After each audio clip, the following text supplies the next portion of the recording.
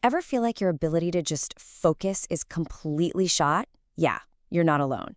We're going to break down exactly why that's happening and, more importantly, how to fix it. So let's get right to it. Why can't you focus? I mean, you sit down, you've got that important thing to do, and what happens? 5 minutes in, your brain is somewhere else, or your hand is already reaching for your phone. It's so frustrating, right? Why is it just so hard? And if you're like pretty much everyone, you probably blame yourself. You think, I just don't have the discipline, right? I just need more willpower. I need to try harder. Well, what if I told you it's not? See, the truth is, this isn't some personal failing. It's not your fault. The problem isn't you. It's the world we're living in, an environment that's basically designed to hijack your brain's wiring. And here's the real culprit, your dopamine system. You know, the part of your brain that handles motivation and focus? It's been completely rewired. Okay, so if we're going to fix this, we have to understand what broke in the first place. So let's dive into what I'm calling the dopamine problem. Now, you've probably heard of dopamine, right? Most people think of it as the pleasure chemical. But that's kind of missing the point. A much more important job it has is to act like a big neon sign in your brain. When dopamine spikes, it's your brain screaming, hey, this matters, pay attention to this. And this really shows the battle that's going on inside your head. When you're doing deep work, like reading a book, your brain gets this nice, steady, rewarding dopamine signal. But when you're just scrolling through your phone, getting notifications, you get this chaotic storm of tiny, frantic microspikes. Our brains just weren't built for that kind of constant, low-level stimulation. So what happens over time? Well, all those little hits of dopamine actually change what your brain expects. It recalibrates your reward system. And the result? Deep work, the important stuff, starts to feel, well, boring. Not because it is boring, but because your brain's been trained to crave that constant, high-frequency hit of something new.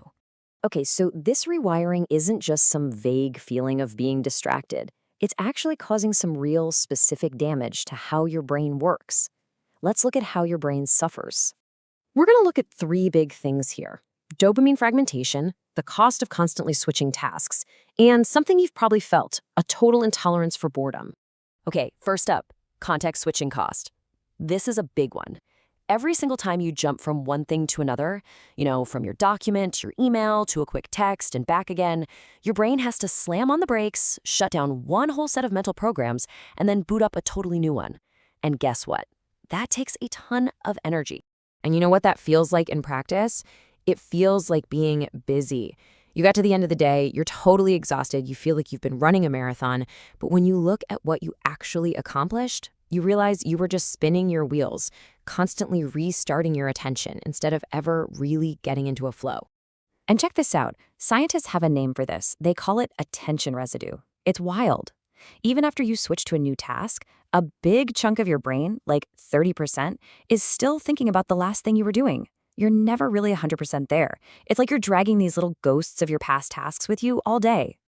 All right, this leads us right into the next big problem. Our tolerance for boredom has just evaporated. I mean, think about it. A few years ago, waiting in line for 5 minutes was just waiting, maybe a little uncomfortable. Now, 30 seconds of stillness without a phone feels like an eternity. It's almost physically painful for some of us. And this is a really, really big deal because boredom isn't wasted time. Not at all. It's actually the mental equivalent of taking a deep breath. It's the only time your brain gets to stop reacting to everything and just be. That's when your stimulation levels reset. It's where the good stuff happens. New ideas, deep thoughts, you name it.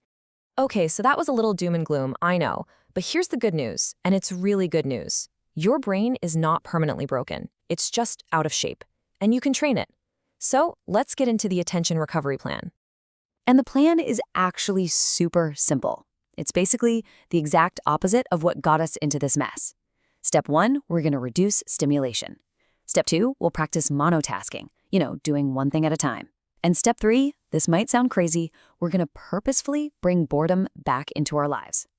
I know, that 3-step plan might sound like a lot, so let's just forget all that for a second.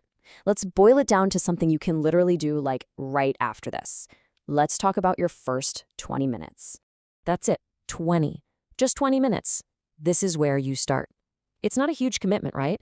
It's totally manageable, it's concrete, and believe me, it works.